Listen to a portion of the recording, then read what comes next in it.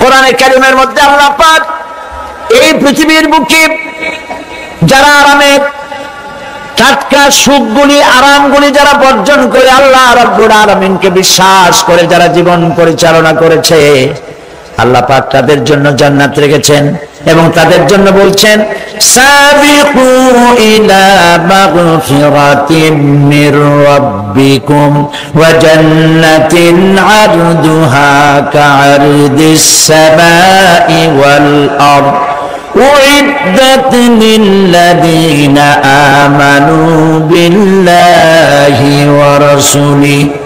আল্লাহ পাক বলেন প্রতিযোগিতা করো আল্লাহর মাগফিরাত কামনার জন্য আর জান্নাতে যাওয়ার জন্য প্রতিযোগিতা করো, আল্লাহর রহমত পাওয়ার জন্য সৎ কাজের প্রতিযোগিতা করো, তাহলে আল্লাহ রাব্বুল আলামিন তোমাদেরকে ক্ষমা করবেন আর তোমাদের জন্য এমন জান্নাত দিবেন যেই জান্নাত আকাশের বিশালতার জমিনের বিশালতার মতো। এই বিরাট জান্নাত তোমাদেরকে দিবেন। এই জান্নাত চিরস্থায়ী সুখ এবং শান্তি জায়গা হবে। মাসালুল জান্নাতিল্লাতী উইদাল মুত্তাকুন ফিহা আনহারুম মিন মাইন গায়রি আসিনিন ওয়া আনহারুম মিন লাবানিন লাম ইয়াতাগায়্যার তা'আমুহু। আল্লাহ পাক বলছেন জান্নাত আল্লাহ পাক ওয়াদা করেছেন মুত্তাকিদের জন্য। আল্লাহ পাক জান্নাত দিবেন যে জান্নাতের ভেতরে রয়েছে মধুর প্রস্রবণ, রয়েছে দুধের প্রস্রবণ, রয়েছে সেখানে স্বচ্ছ পানির প্রস্রবণ রয়েছে। এই সুন্দর জান্নাত ঝর্ণা ধারা আল্লাহ পাক সৃষ্টি করেছেন, বাগ বাগিচা দিয়ে ভরে রেখেছেন জান্নাত। সেই জান্নাতে জান্নাত হবে এয়ার কন্ডিশন, রোদ্রের তাপ হবে না, সেখানে রোদ্রের খরতাপ হবে না, সেখানে ঠান্ডার প্রচন্ডতা থাকবে না। কিরকম হবে জায়গাটা? আল্লাহ পাক বলছেন মুত্তাকিনা আলাল আরাইকি লা ইয়ারাউনা ফিহা শামসান ওয়ালা জামহারিরা ওয়াদানিয়াতান আলাইহিম যিলালুহা ওয়া যুল্লিলাত কুতুফুহা তাযলিলা। আল্লাহ পাক এমন জান্নাত রেখেছেন, সেই আল্লাহ পাক সেই জান্নাতের ভিতরে জান্নাতীরা ঠেস লাগায়া মুখোমুখি অবস্থায় তারা সেখানে বসবে আর জান্নাতীদের মনের মধ্যে কোনো দুঃখ থাকবে না, পেরেশানি থাকবে না। পৃথিবীতে মানুষের দুঃখ থাকে, পেরেশানি থাকে, সেখানে কোনো দুঃখ আর পেরেশানি থাকবে না। সেই জায়গাটা হবে শীতাতপ নিয়ন্ত্রিত, না শীত না গরম, চির বসন্ত বিরাজ করবে। জান্নাতীরা সেখানে থাকবে। এই সুন্দর জান্নাত আল্লাহ পাক রেখেছেন মুত্তাকিদের জন্য। সুবহানাল্লাহ। কাফেরদের জন্য জান্নাত হয়েছে, জাহান্নাম হবে চিরকাল। খালিদিনা ফিহা আবাদান, চিরকাল কাফেরেরা জাহান্নামে থাকবে। সর্বশেষ যে ব্যক্তি জাহান্নাম থেকে মুক্তি লাভ করবে তাকে আল্লাহ পাক বলবেন, ফেরেশতাদেরকে বলবেন, আমার ফেরেশতারা আমার এই বান্দাকে জান্নাত এবং জাহান্নামের মাঝখানে রেখে দাও। জান্নাত এবং জাহান্নামের মাঝখানে লোকটি যখন থাকার জায়গা পাবে সে জান্নাতের দিকে তাকায়া দেখবে আর কাঁদতে থাকবে। আল্লাহ পাক জিজ্ঞেস করবেন, বান্দারে যুগের পর যুগ ধরে জাহান্নামে কেঁদেছো, আমি রব্বুল আলামিন জাহান্নাম মাফ করে দিয়া জান্নাত জাহান্নামের মাঝখানে রেখে দিয়েছি, আযাব থেকে তো বেঁচে গেছো, এখন কাঁদো কেন? লোকটি বলবে, রব্বুল আলামিন কাঁদি এই কারণে, জাহান্নাম থেকে মাফ করেছো, তোমার শুকরিয়া আদায় করি। জান্নাত তো আমার কপালে নাই, কিসমতে নাই, কিন্তু জান্নাত আমি এখান থেকে দেখতে পাচ্ছি। জান্নাতের সুঘ্রাণ আমার নাকে আসতেছে, কপালে নাই যাওয়ার। আমি কাঁদি এই জন্য, তুমি যদি মেহেরবানি করে আমাকে জান্নাতের দরজার কাছে একটু দাঁড় করায় দিতা, প্রাণ ভরে তোমার জান্নাতের দৃশ্যটা একটু দেখতাম। আল্লাহ পাক তার আরজি পূরণ করবেন, বলবেন যাও, ফেরেশতাদের বলবেন এর জান্নাতের দরজার কাছে দাঁড় করায় দাও।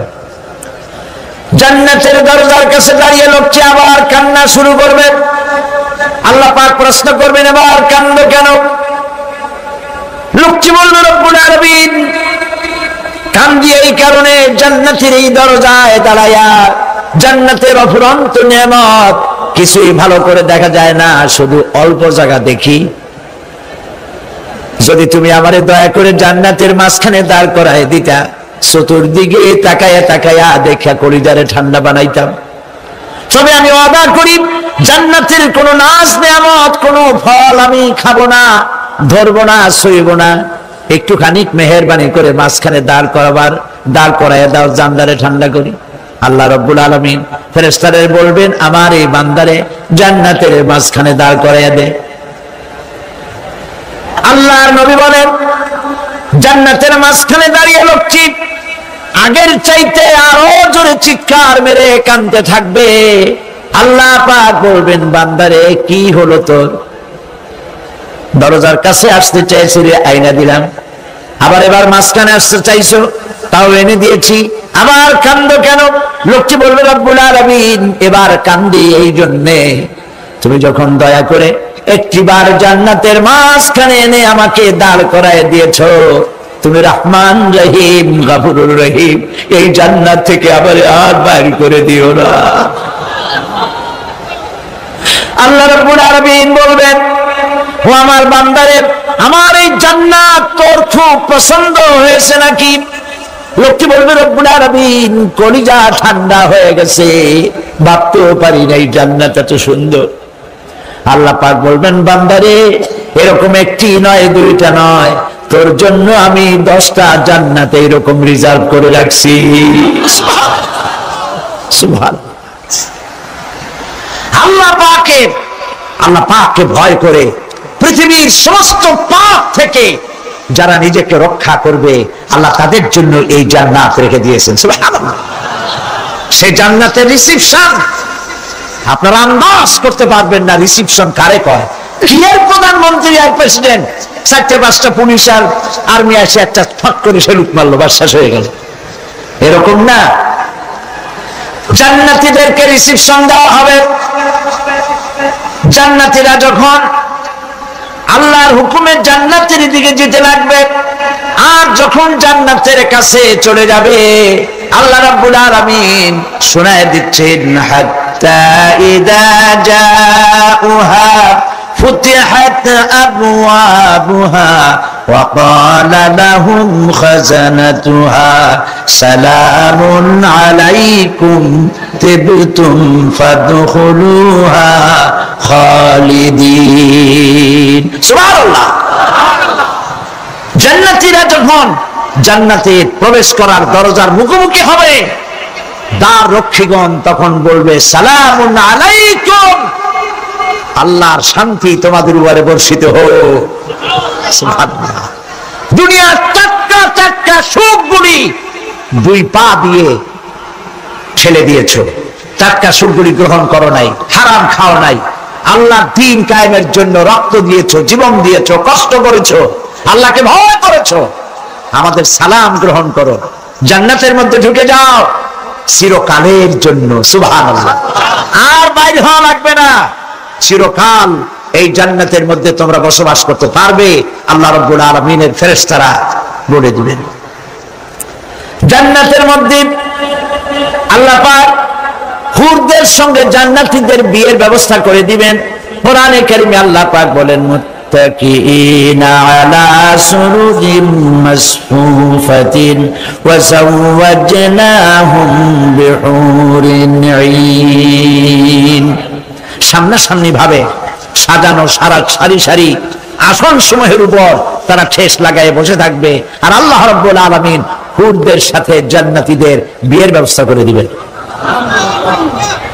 যেসব হুরের সঙ্গে বিয়ে হবে তাদের আল্লাহ পাক বিবরণ দিচ্ছেন কি রকম হবে তারা।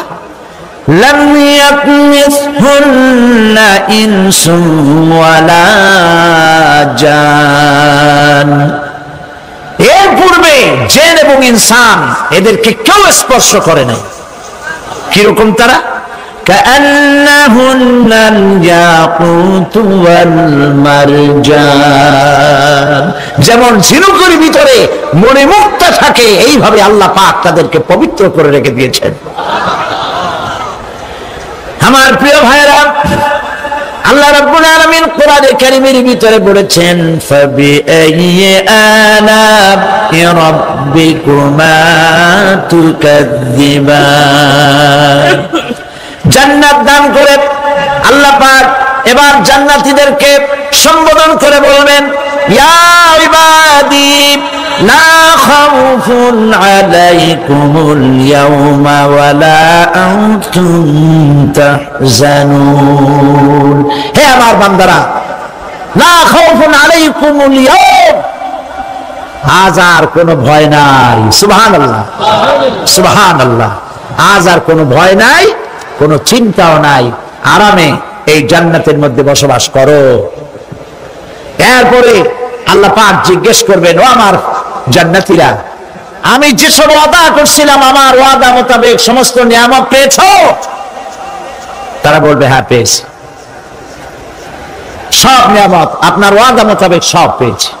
আল্লাহ রাব্বুল আলামিন বলবেন সব পাও নাই, ওয়ালাদাইনা মাজিদ, আমার কাছে আরো বেশি আছে। সুবহানাল্লাহ, আমার কাছে আরো বেশি আছে।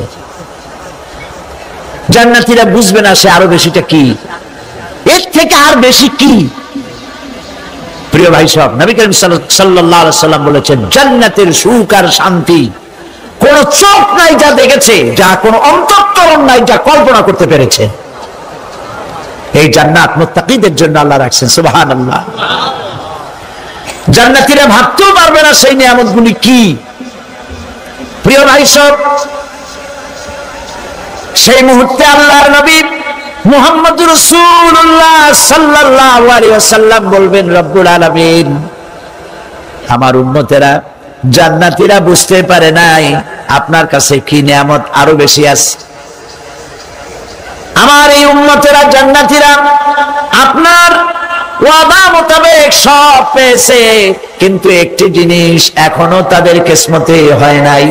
সেই জিনিসটা হলো, যারা তার রবকে না দেখে শুধু কোরআন আর হাদিসের কথা শুনে আরবের ঘুম হারাম করে তাহাজ্জুদের নামাজ আদায় করেছিল, চোখের পানি ফেলেছিল, যারা জান্নাত দেখে নাই, জাহান্নাম দেখে নাই, আপনাকে ভয় করে যারা জীবন পরিচালনা করেছিল, যারা আপনাকে দেখে নাই, না দেখে শুধু কোরআন হাদিস বিশ্বাস করে যারা অকাতরে নিজেদের জীবন বিলায় দিয়েছিল, এই জান্নাতীরা এখন পর্যন্ত তার রবকে দেখতে পারে নাই। আল্লাহ রাব্বুল আলামিন তার সামনে থেকে ৭০,০০০ পর্দা সরে যাবে। আল্লাহ পাক বান্দাদের আরজি পুরা করার জন্য জান্নাতীদের সামনে তিনি জালোয়া ফরোজ হবে। কোরআন শরীফের ভিতরে আল্লাহ পাক বলেন, জান্নাতীরা তারা আল্লাহর দিকে, জান্নাতীরা তার রবের দিকে তাকিয়ে থাকবে, আর রব তার বান্দাদের দিকে তাকায়া থাকবে। প্রাণ ভরে জান্নাতীরা রবকে দেখবে। সুবহানাল্লাহ, আল্লাহ পাককে দেখবে। প্রাণ খুলে আজ দোয়া করি, রব্বুল আলামিন জান্নাতের যেই পরিবেশে, যেই জায়গায় তুমি দয়া করে তোমার গোলামদেরকে তুমি নিজেই দর্শন দিবে, দেখা দিবে। মনিব গো, ও আমাদের রব, আজ এই বিশাল জনসমুদ্র নিয়ে তোমার দরবারে আবেগ ভরা কণ্ঠে বলি, যে অনুষ্ঠানটি তুমি এমন মুবারক অনুষ্ঠান করবে যেখানে তুমি জান্নাতীদেরকে দেখা দিবে, ওই জান্নাতের কোনো একটি, ওই অনুষ্ঠানের কোনো একটি কোনায় কানায় আমাদেরকেও দাঁড় করাইয়া দেখান তুমি। প্রিয় ভাই সব, আল্লাহ রাব্বুল আলামিন মানুষের সামনে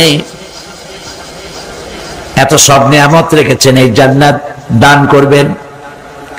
এরপরে আল্লাহ রাব্বুল আলামিন কোরআনে কারীমের মধ্যে বলেছেন, রব্বিস সামাওয়াতি ওয়াল আরদি ওয়া মা বাইনাহুমার রাহমানি লা ইয়ামলিকুনা মিনহু খিতাবা। এসব পুরস্কার রয়েছে তোমাদের সেই রবের পক্ষ থেকে যিনি আকাশ আর জমিনের মালিক। সুবহানাল্লাহ বলবেন না? যার সামনে কথা বলার ক্ষমতা কারো হবে না, এটি একটি মারাত্মক কথা। কিয়ামতের দিন আল্লাহর দরবারে কেউ কথা বলতে পারবে না আল্লাহর নির্দেশ ছাড়া। একটি আকীদা পরিষ্কার করে নিয়ে যান আপনাদের, সে আকীদাটা এভাবে পরিষ্কার করুন, কোন পীর সাহেব, কোন খাজা বাবা, কোন মাওলানা, কোন মুহাদ্দিস, কোন বুজুর্গ আপনাকে সুপারিশ করতে পারবে না যদি না আল্লাহ পাক তাকে কথা বলার তৌফিক না দেন। মনে থাকবে এটা। আয়াতুল কুরসির ভিতরে আমরা পড়ি, মান যাল্লাযী ইয়াশফাউ ইনদাহু ইল্লা বিইযনিহি। আল্লাহ পাক বলেছেন কিয়ামতের দিন আল্লাহর দরবারে কার সাহস আছে কথা বলতে পারে? মান যাল্লাযী ইয়াশফাউ ইনদাহু ইল্লা বিইযনিহি। আল্লাহর ওয়াদা ছাড়া, হুকুম ছাড়া আল্লাহর সামনে কথা বলার সেদিন কেউ থাকবে না। সুবহানাল্লাহ। কেউ কথা বলতে পারবে না। সুপারিশ করতে হবে আল্লাহ যারে বলেন তুমি করো, অমুকের জন্য করো, সেই ব্যক্তি শুধু তার জন্যই করতে পারবে, আর কেউ কথা বলতে পারবে না। সেই কঠিন হাসরের ময়দান, যেদিন শুধুমাত্র আল্লাহ পাক কথা বলবেন, আর যারে বলতে বলবেন সেই কেবলমাত্র বলতে পারবে। সুপারিশ এটি আল্লাহ পাক কিয়ামতে পারমিশন দিলে বলা যাবে। হযরত ইব্রাহিম আলাইহিস সালাম কিয়ামতের দিন তার নিজের পিতা সম্পর্কে সুপারিশ করবেন। রব্বুল আলামিন, আমার আব্বার জন্য সুপারিশ করতেছি, মেহেরবানি করে জাহান্নাম থেকে তারে আপনি রক্ষা করুন। আল্লাহ রব্বুল আলামিন বলবেন, ইব্রাহিম তোমার সুপারিশ মঞ্জুর হবে না। প্রিয় ভাই সব, একটু মাথা খাটান, চিন্তা করেন। জাতির পিতা কে? জাতির পিতা চিল্লায় বলুন, কলিজা সাফ করে ফেলুন। মুসলমানদের জাতির পিতা হাবিজ হাবিজ কেউ হতে পারে না।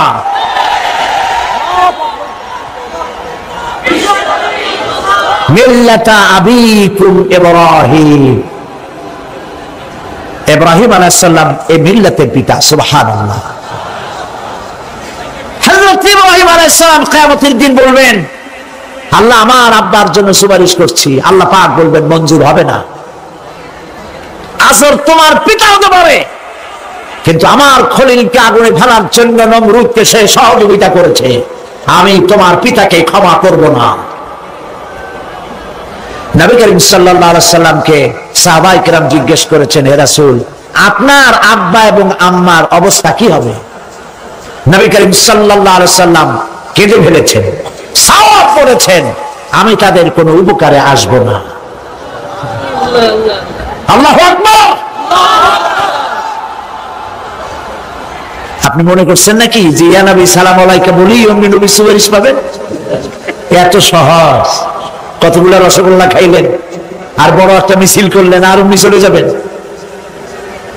পৃথিবীর সব মানুষ, সাহাবায়ে কেরাম বাদ দেন, পৃথিবীর সমস্ত মানুষ একত্রিত হয়ে আবু তালেব রাসূলুল্লাহকে যে ভালোবেসেছেন, ওর 1000 ভাগের 1 ভাগও সারা দুনিয়ার মানুষ রাসূলুল্লাহকে ভালোবাসতে পারবে? পারবে? নিজের ছেলে আলীকে, আলী রাদিয়াল্লাহু তাআলা আনহুকে আলাদা বিছানায় শোয়াইয়া, ছোট্ট মানুষ হযরত আলী আলাদা জায়গায় রাখিয়া মুহাম্মদুর রাসূলুল্লাহ সাল্লাল্লাহু আলাইহি সাল্লাম এতিম মানুষ তারে কলিজার সাথে বুকের মধ্যে আশ্রয় দিয়ে আগলে রেখেছেন বুক পরে। সেই আবু তালেব মৃত্যুর সময় নবী করিম সাল্লাল্লাহু আলাইহি সাল্লাম বলেছিলেন, চাচা একটিবার আমার কানে তাওহীদের কালেমা শোনায় দেয়। আবু তালেব তার কিসমতে ছিল না কালেমা। মরে যাওয়ার পর একজন সাহাবী বলেছিলেন, ইয়া রাসূলুল্লাহ, মৃত্যুর সময় আবু তালেবের মুখ আমি নড়তে দেখেছি, তিনি কালেমা পড়েছেন সম্ভবত। রাসূলুল্লাহ সাহেব বলেছেন, আমি শুনি নাই।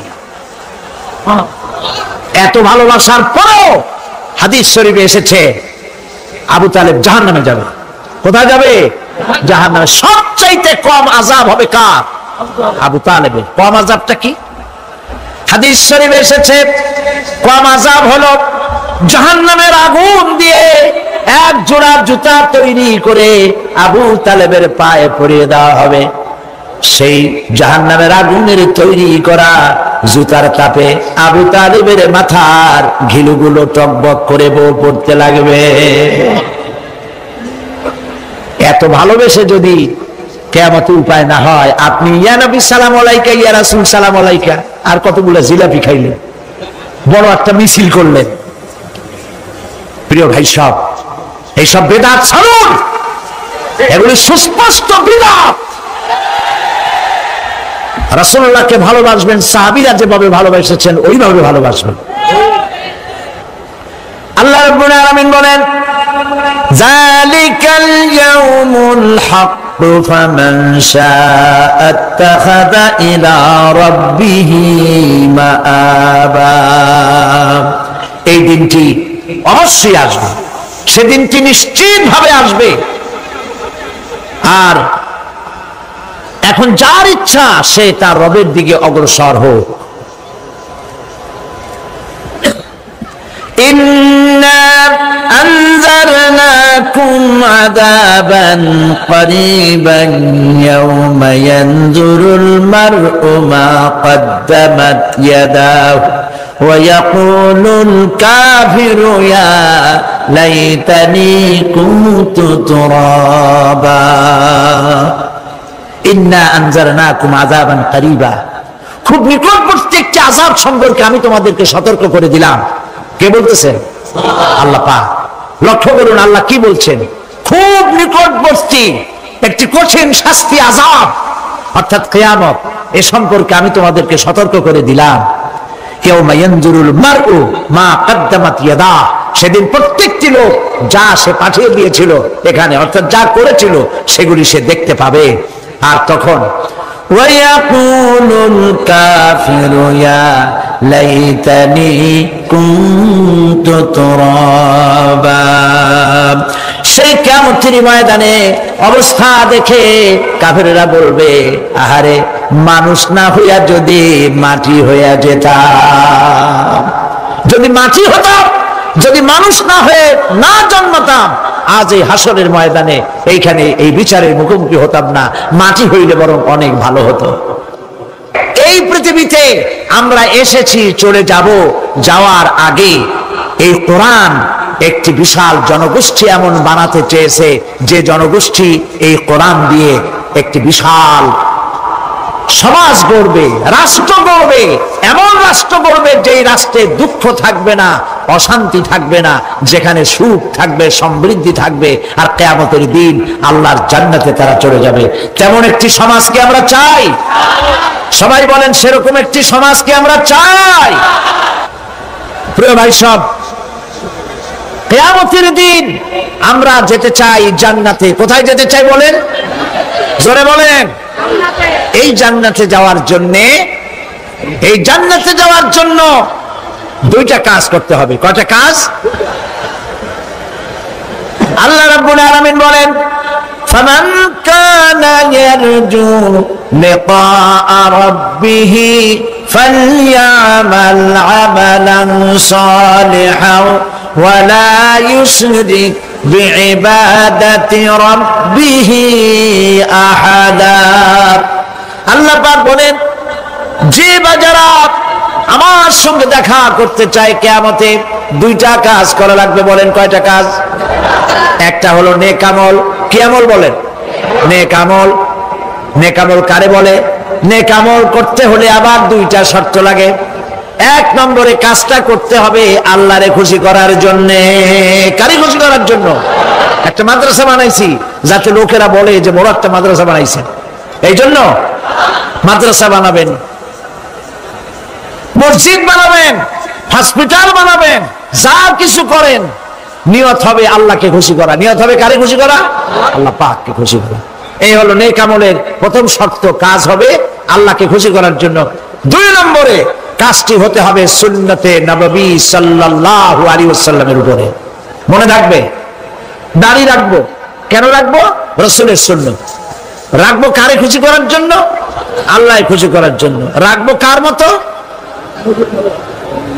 রবীন্দ্রনাথের মতো, কার্ল মার্কসের মতো, কবির মতো নয়।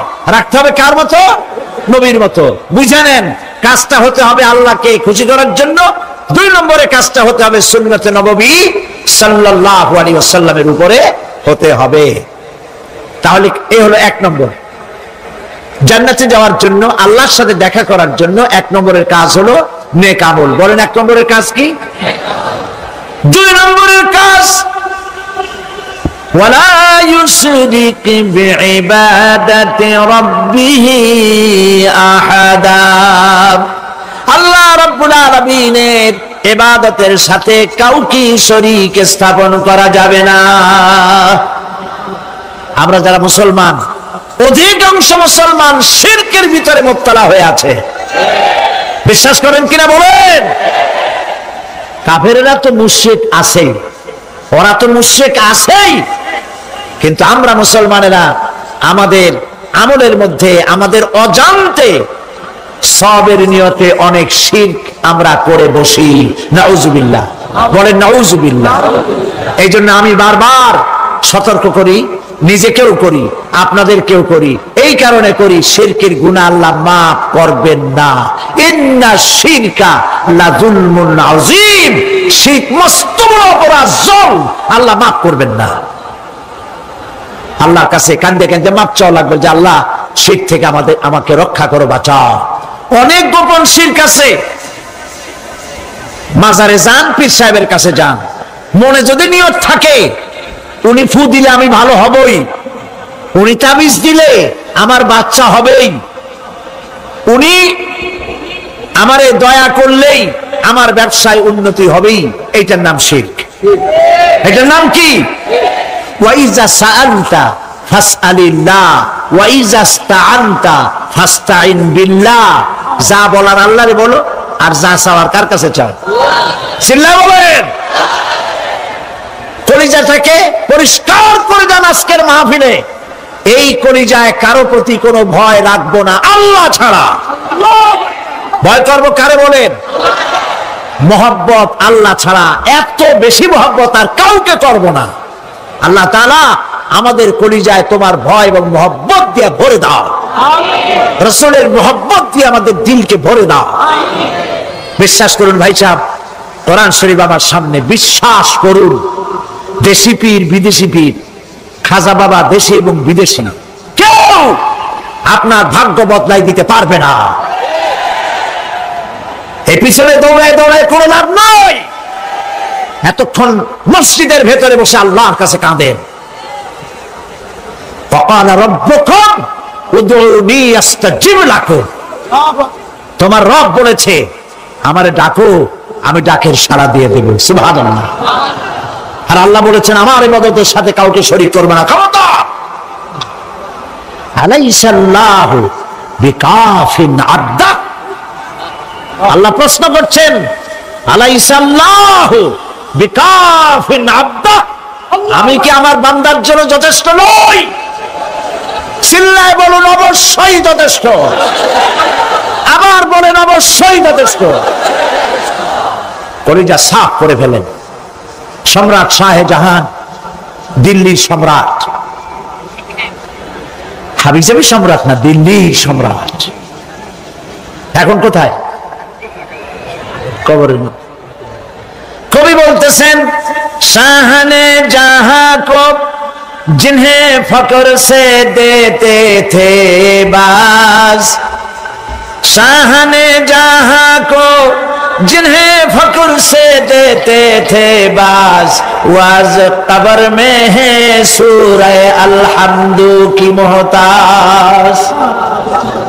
সারা ভারতবর্ষ যারা ট্যাক্স দিয়ে নিজেকে সৌভাগ্যবান বলে মনে করত, সে আজ কবরের মধ্যে ভিক্ষুকের মতো সূরা আলহামদুর মতো একটি সূরার মুহতাজ হয়ে ভিক্ষুকের মতো শুয়ে আছে। সম্রাট শাহজাহান মসজিদে বসে আছে, এক ফকির ঘুরতেছে। লোকেরা কয় ছোটবেলা থেকেই তোমার খয়রাত করতে দেখলাম, ভিক্ষা কি জীবনেও যাবে না তোমার? লোকটি বলছে আমি ভিক্ষা করবো স্যার, আমার উপায়টা কি? এই লোকটি আমি ভিক্ষা করা ছাড়া করবো কি? লোকেরা তো আমার 60 টাকা 50 টাকা 100 টাকা দেয় না, 4 আনা 5 আনা 1 টাকা এই আমার দেয়, এই দিয়ে আমি বড় লোক হবো কেমন? লোকটি বলছে আচ্ছা দেখো, তুমি তো জায়গা মতো যাইতে পারো নাই, বাদশার কাছে যাও, এমন দেওয়া দেবে জীবনে আর খয়রাত করা লাগবে না।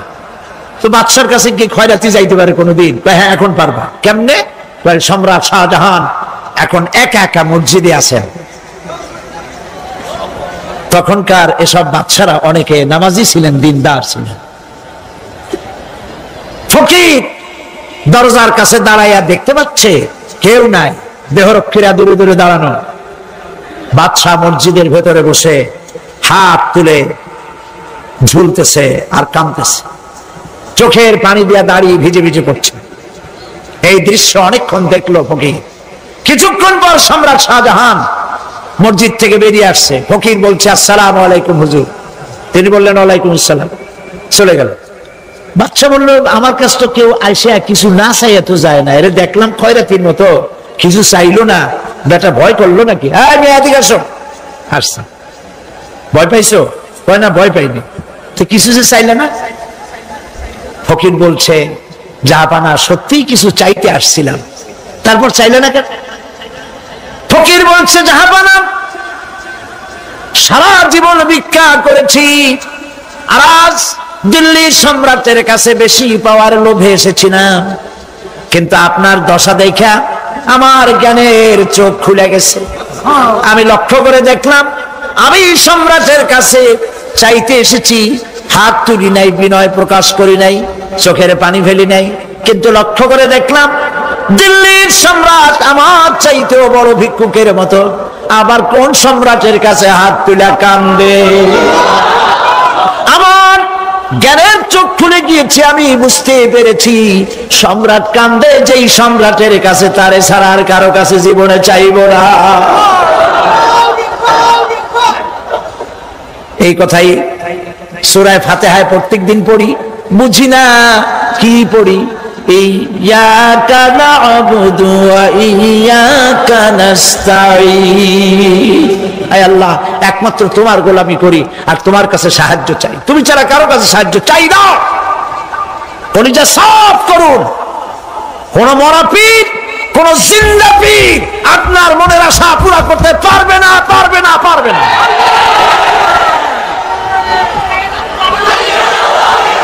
আর আজ থেকে কোন মাজারে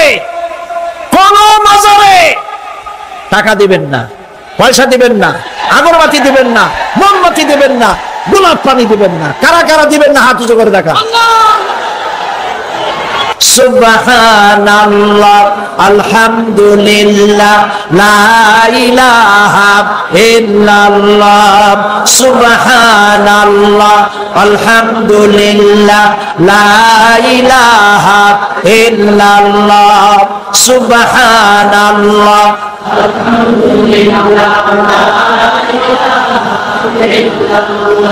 লা ইলাহা ইল্লাল্লাহ, মুহাম্মাদুর রাসূলুল্লাহ।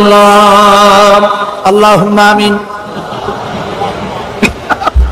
রব্বানা যালামনা আনফুসানা ওয়া ইন লাম তাগফির লানা ওয়া তারহামনা লানাকুনান্না মিনাল খাসিরিন। রব্বুল আলামিন, तमाम পৃথিবীর মাটির নিচে যত মুমিন মুমিনাত শুয়ে আছে, আল্লাহ কবরগুলি কি জান্নাতের টুকরা বানায়া দাও।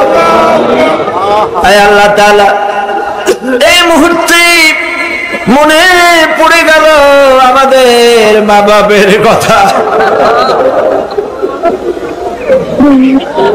রব্বুল আলামিন, আমাদের আব্বা জান কত বছর আগে দুনিয়া থেকে বিদায় হয়ে গেল, নাম ধরে আর কেউ ডাকে না। কত কষ্ট করেছে, ধান বিক্রি করে, সুপারি বিক্রি করে নিজের পেটে না দিয়া নিজের ভালো জামা না বানাইয়া আমাদের লেখাপড়া শিখাইছে, বাড়িঘর বানালো, আর একদিন তোমার ডাকে সাড়া দিয়া চলে গেল। যুগের পরে যুগ চলে গেল, বাপের মুখ আর দেখি না। আল্লাহ তাআলা আমাদের আব্বা জান যাদের দুনিয়া থেকে বিদায় হয়ে গেছে, কবরটাকে বেহেশত বানায়। তুমি সম্রাটের সম্রাট, তুমি রাজাধিরাজ, তোমার মহব্বত ছাড়া কোনো মহব্বত যেন কলিজায় থাকে না মাবুদ। তোমাকে ছাড়া কাউকে যেন ভয় করি না মাবুদ। সারা জীবন শিরক আর বিদআত থেকে আমাদের তুমি বাঁচাও আল্লাহ। তোমার জাহান্নামকে আমরা ভয় পাই। আল্লাহুম্মা আজিরনা মিনান নার, আল্লাহুম্মা আজিরনা মিনান নার, আল্লাহুম্মা আজিরনা মিনান নার। রব্বানা তাকাব্বাল মিন্না ইন্নাকা আনতাস সামিউল আলিম ওয়া তুব আলাইনা ইন্নাকা আনতাত তাওয়াবুর রহিম। সুবহান রাব্বিকা রাব্বিল ইজ্জাতি আম্মা ইয়াসিফুন ওয়া সালামুন আলাল মুরসালিন والحمد لله رب العالمين واجعل آخر كلامنا عند الموت لا إله إلا الله محمد رسول الله। আল্লাহ রাব্বুল আলামিনের কারবার উল্টা। যদি কোনো মানুষ গুনাহ করে, সেই গুনাহ থেকে যদি তওবা করে, চোখের পানি ফেলে যদি গুনাহ মাফ চায়, আল্লাহ বলেন শুধু গুনাহ মাফ করি না, গুনার খাতায় যে নাম থাকে ওই নামটাও আমি আল্লাহ মুছে ফেলে দেই। ওই নামটাও রাখি না, মুছে ফেলে দেই। সুবহানাল্লাহ। আল্লাহ হচ্ছেন রহমান রহিম। আল্লাহর কাছে যখন বান্দা কান্দে, গভীর রাত্রে, শেষ রাত্রে আল্লাহ রাব্বুল আলামিন প্রথম আকাশে আসেন। মুসলিম শরীফের হাদিস, প্রথম আকাশে এসে ডাকেন, ও আমার বান্দারা কে আছো? গুনাহ করে করে জীবন ভর্তি করে ফেলেছো, আমার কাছে কাঁদো। ঋণগ্রস্ত হয়েছো, ঋণ পরিশোধ করতে পারো না, আমারে বলো কে আছো এমন? জীবনটাকে বরবাদ করে ফেলেছো, অসুখ হয়েছে সারে না, আমাকে বলো। এভাবে আল্লাহ ডাকতে থাকেন। ওই সময় যে সমস্ত আল্লাহর বান্দারা আরামের ঘুমকে হারাম করে গভীর রাত্রে জেগে উযু করে তাহাজ্জুদের নামাজ আদায় করে রব্বুল আলামিনের দরবারে দুহাত তুলে কাঁদতে থাকে আর বলে, আল্লাহ যত গুনাহ করেছি আমার তো বেঁচে থাকার কথা না, তুমি বাঁচায় রাখছো। হাদিস শরীফে এসেছে, আল্লাহ বলেন, ও হাবিব, যখন একটা বুড়া মানুষ আমার কাছে হাত উঠায়, দাড়ি পাকা মানুষ, একজন দাড়ি পাকা বৃদ্ধ মানুষ যখন আমার কাছে হাত উত্তোলন করে, নবীজি বলেন ওই বুড়া মানুষটা যখন বলতে থাকে, আয় আল্লাহ রাব্বুল আলামিন, আমার এখন বয়স নাই, কামাই করতে পারি না, তাই ছেলে পেলেরা আমার চোখে দেখতে পারে না, বউর কাছে আমার কদর নাই, ছেলে পেলের কাছে আমার কদর নাই, ঘরে আমার জায়গা নাই, এখন আমি কামাই করতে পারি না, আমি এখন দাঁড়াতে পারি না, কোমর সোজা হয় না, পা চলে না, শুনতে পাই না, কান বন্ধ হয়ে গেছে, চোখে দেখি না, চোখের দর্শন শক্তিও নষ্ট হয়ে গেছে। রব্বুল আলামিন, পেছনে এত গুনাহ করেছি যে তোমার কাছে কিছু বলার মতো সাহস আমার নাই। এই বলে যখন বান্দা কাঁদে, আল্লাহ রাব্বুল আলামিন বলেন, এইভাবে বুড়া বান্দা যখন আমার দরবারে হাত তুলে কাঁদতে থাকে, তখন আমার শরম হয়, এই বুড়া মানুষটারে কেমনে আমি খালি হাতে ফিরাইয়া দেই। আমি খালি হাতে এই বুড়াটাকে ফিরাইতে পারি না। মানুষ যখন এভাবে কাঁদতে থাকে, আল্লাহ রাব্বুল আলামিন ফেরেশতাদের জিজ্ঞেস করেন, ও আমার ফেরেশতারা, আমার এই বান্দাগুলা কান্দে কেন? সব তো ঘুমায় গেছে, ওরা কান্দে কেন? ফেরেশতা বলে, রব্বুল আলামিন, তোমার বান্দা গুনাহ করেছে, জাহান্নামের আযাব থেকে মাপ চায়। আল্লাহ জিজ্ঞেস করেন, ওরা আমার জাহান্নাম দেখছে নাকি? বলে না, দেখে নাই। ওরা আমারে দেখেছে নাকি? বলে না, দেখে নাই। আমার বেহেশত দেখেছে নাকি? বলে না, দেখে নাই। আল্লাহ বলেন, ফেরেশতারা আমার বেহেশত দেখে নাই, দোজখ দেখে নাই, আমারে দেখে নাই, শুধু আমার নবীর কথা বিশ্বাস করেছে, আমার কোরআনের কথা বিশ্বাস করে আরামের ঘুমকে হারাম করে এই গভীর রাত্রে কিভাবে কাঁদতেছে, ওদের কান্নায় আমার রহমতের দরিয়ায় জোশ মেরে গেছে। ও আমার ফেরেশতারা, তোরা সাক্ষী থেকে যা, আমার এই ক্রন্দনরত বান্দাগুলিকে আমি আল্লাহ মাফ করে দিলাম। আল্লাহ হচ্ছেন রহমান রহিম গফুর গফার। এই হিসাবে আল্লাহকে বিশ্বাস করতে হবে, তিনি আমাদের মালিক, তিনি আমাদের মনি। এই আল্লাহরে মানুষ বিশ্বাস করে না। কয়েক পাতা ইংরেজি বই পড়িয়া তারপর কয় যে সব বুঝছি। বলে কি বুঝছো? কয় দেয়ার ইজ নো গড। মাথা খারাপ কথাটা। দেয়ার ইজ নো গড, আল্লাহ বলতে কেউ নেই, সব নাকি এমনি এমনি হয়। এই যে আমাদের দেশে এক গরু পয়দা হয়েছে, আহমদ শরীফ, নাম শোনেন না আপনারা?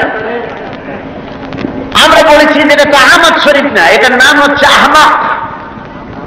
আহমাক শরীফ, শরীফ শরীফ মানে ভদ্র, আর শরীফ মানে দুষ্ট, আর আহমক মানে বেকুব। ওর হচ্ছে বোকা, একদিকে বোকা আর একদিকে দুষ্ট। বোকা কেন? বোকা এই জন্য বেচারা ডক্টরের ডিগ্রি করেছে, বিশ্ববিদ্যালয়ের শিক্ষক, লেখাপড়া জন্য বিদ্যান ব্যক্তি, অথচ মালিক চেনে না।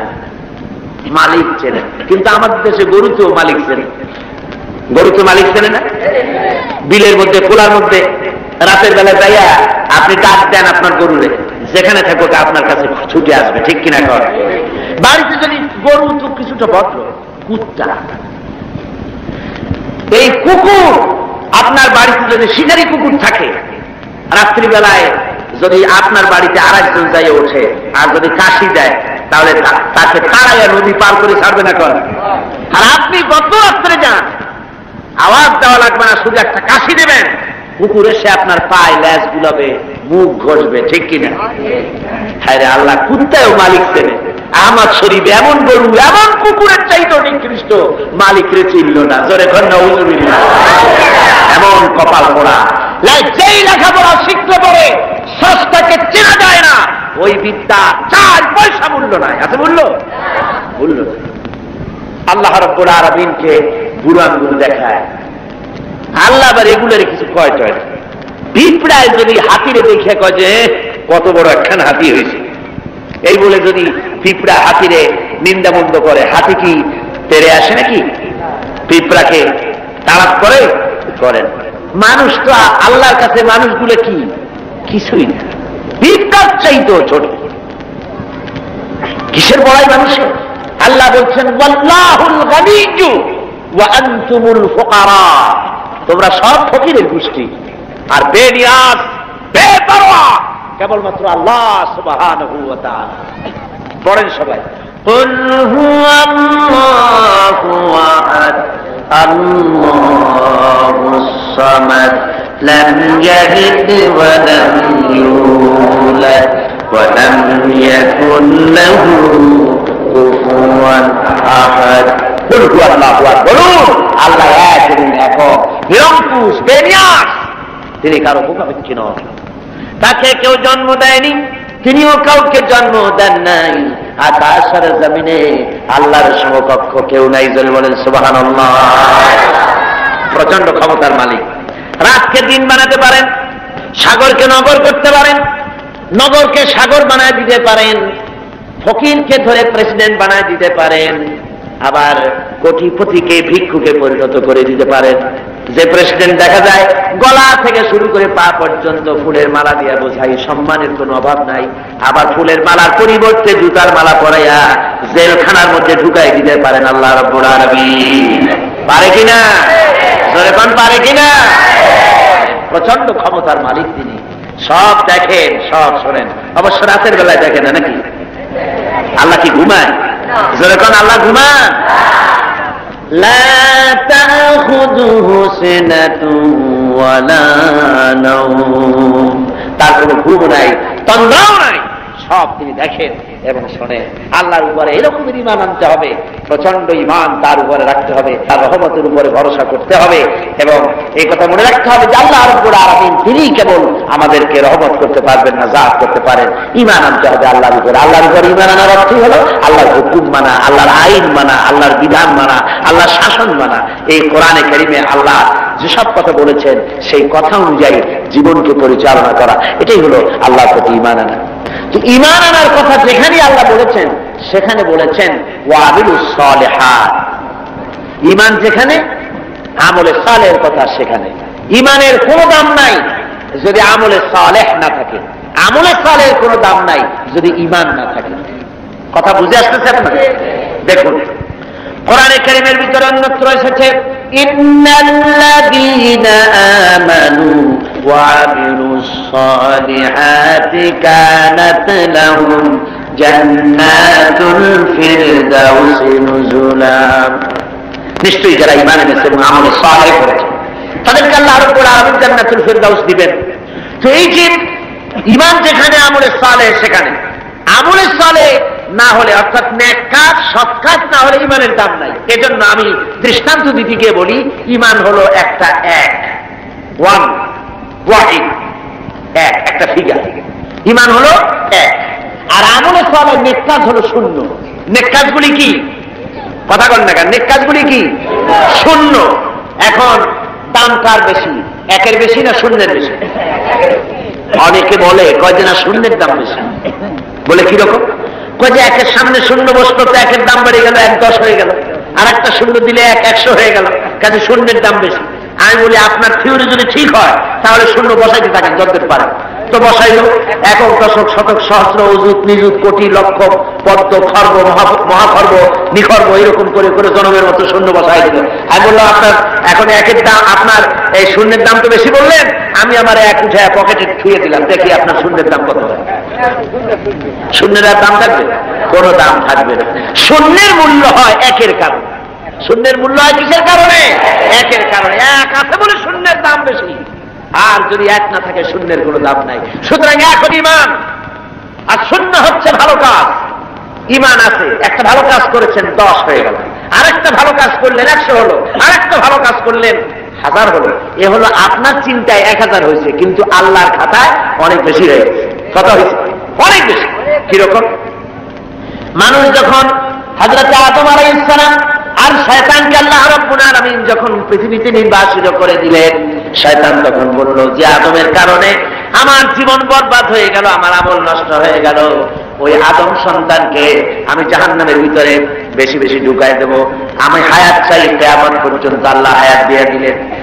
শয়তান চলে আসার পরে রব্বুল আলামিন ফেরেশতাদের বললেন, ও আমার ফেরেশতারা, এই শয়তান যখন আমার বান্দাদেরকে কোন কুমন্ত্রণা দিবে তখন তোমরা আমার বান্দা যখন গুনাহ করার জন্য নিয়ত করবে তখন তার আমলনামায় কোনো গুনাহ লিখবা না, গুনাহটা করা হয়ে গেলে একটা গুনাহ লিখবা। আর যখন আমার বান্দা যদি কোনো ভালো কাজ করার নিয়ত করে, কাজটা করে নাই, শুধু নিয়ত করেছে, একের পরিবর্তে একটা নেকি লেখা দাও। আর যখন ভালো কাজটা করা হয়ে যাবে তখন তার আমলনামায় একের পরিবর্তে 10 গুণ বাড়াইয়া লিখে দিও। জোরে বলেন সুবহানাল্লাহ। সুতরাং যত ভালো কাজ করবেন আপনার আমল বেড়ে যাবে। কি বেড়ে যাবে? আপনার আমল বাড়তে থাকবে। আর আপনার ঈমান নাই। অনেকে কয় যে হুজুর এমনি আমি মানুষ খুব ভালো। বলে কিরকম ভালো? কত মিথ্যা কথা কই না। তারপরে যে জায়গায় টিউবওয়েল নাই টিউবওয়েল করে দিই, কানা মানুষের চোখ ভালো করে দেওয়ার জন্য অপারেশনের ব্যবস্থা করি, এতে মিসকিনকে খাইতে দিই, অনেক ভালো ভালো কাজ করি, খালি যা নামাজ পড়ি না। তাতে কি আমার ঈমান নষ্ট হয়েছে নাকি? আমি বলি ভাই ঈমানই তো নাই, এটা নষ্ট হবে কি? ঈমান তো থাকা লাগবে। লা দীনা লিমান লা সালাতা লাহু, যার কাছে নামাজ নাই তার কাছে দ্বীন নাই, ঈমান নাই। মনে রাখবেন, যে ব্যক্তি নামাজ পড়ে না মুসলমান বলে দাবি করা কোন অধিকার তার নাই, কোন দাম নাই। আপনি নামাজ পড়েন না তো আল্লাহর সামনেই মাথা নত হইল না, আপনি কিসের মুসলমান? ওরকম গরু শগুনিও খায়। কয় যে আমরা গরুর গোশত খাই, শগুনিও তো খায়। তা আমি দাঁড়িয়ে রাখি, রবীন্দ্রনাথ তো দাঁড়িয়ে রাখছে, কার্ল মার্কস তো দাঁড়িয়ে রাখছে, তাহলে কি হয়েছে? কথা বুঝতে পেরেছেন? সুতরাং মাথা নত করতে হবে, আল্লাহরে সেজদা দিতে হবে। এমনি এমনি মুমিন হতে খাওয়া যাবে না। সবে বরাত আসলো, মাশাআল্লাহ, আগের থেকে রেডি, রুটি তৈরি, গোশত তৈরি, তারপর গোসল করবে কোন জায়গায় তাও তৈরি। শোনা আছে যে প্রত্যেক ফোটায় ফোটায় 100 করে নেকি হবে গোসলের পানিতে। তেল তোল মাইখিয়া ভালো করে গোসলের জন্য রেডি হয়ে গেছে। গোসল টোসল করিয়া এরপরে গোস্ত খাইলো খুব, গোস্ত টোস্ত খায় খেয়ে তারপরে 2 রাকাত 6 রাকাত নামাজ পড়িয়া ঘুমায় ফেলে। মনে করলো যে পিছনের গুনাহ মাফ হয়েছে। না, এত সহজ না। কথা বুঝতে পেরেছেন? এত সহজ না। শেষ রাত্রে ঘুমাইয়া ফজর নষ্ট করছে। ওই পাগলের এক পাগল বলছিল যে মিয়া তুমি গরু কেন? ভালো মানুষকে পাগলে বলতেছে গরু কেন? তাই ঘুরতেছি, গরু তালাশ করি, একটা গরু কিনবো, পরশুদিন কোরবানি হবে, কোরবানির গরু তালাশ করি, কিনবো। পাওনা না পাইনি। পাওনা তো কি হয়েছে? একটু মাঠে কত গরু একটা ধরে নিয়ে জমে দিল।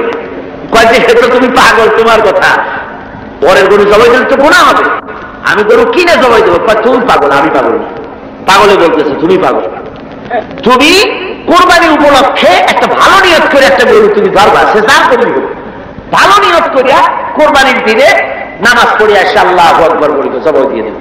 এখন তুমি চুরি করছো সেজন্য একটা পাপ হবে, আর আল্লাহ রাস্তায় কোরবানি করছো সেজন্য একটা সওয়াব হবে। কোরবানির সওয়াব আর চুরির পাপ ভগ্নাংশের মতো কাটাকাটি হয়ে যাবে, গোশত খাওয়া পাপ।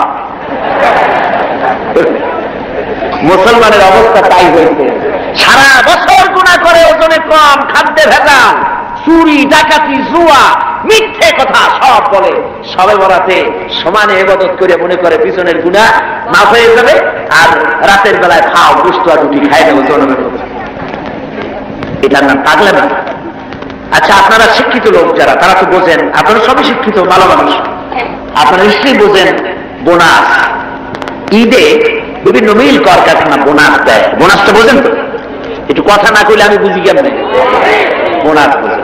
ধরুন আদমজি জুট মিল কর্তৃপক্ষ তারা ঘোষণা করেছে ঈদের একদিন আগে 28শে রমজান অথবা 29শে রমজান আমরা ঈদ বোনাস দেব।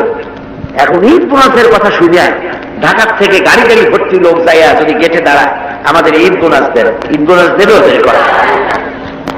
বোনাস কাদের জন্য? যারা মিলে এমপ্লয়, যারা কর্মচারী, ওদের জন্য বোনাস। বাইরের লোকেরা বোনাস বোনাস করে যদি বেশি চিল্লায় তাহলে বোনাস পিঠের উপরে দেবে না, পিঠের উপরে বোনাস দিয়ে দেবে। লাইলাতুল কদর, লাইলাতুল বারাত, লাইলাতুল মেরাজ, এগুলি হলো আল্লাহর পক্ষ থেকে মুমিনদের জন্য বোনাস। এই বোনাস কাদের জন্য? যারা নামাজি, যারা দিনদার, যারা চরিত্রবান, যারা ইমানদার, ওদের জন্য বোনাস।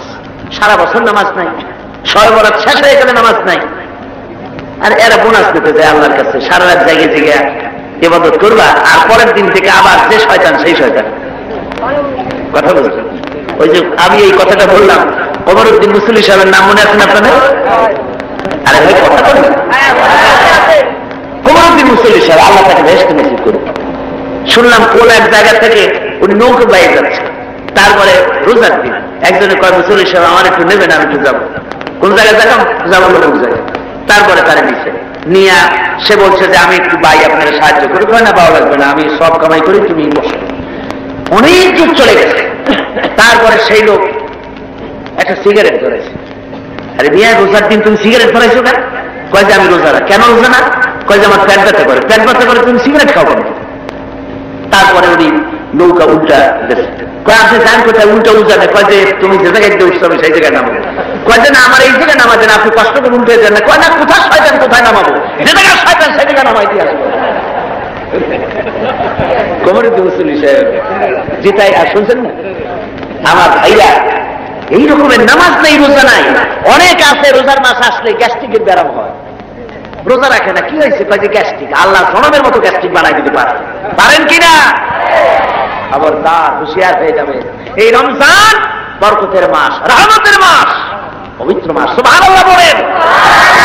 আল্লাহ যেন সকলকে রোজা রাখার তৌফিক দেন, জোরে করে আমিন।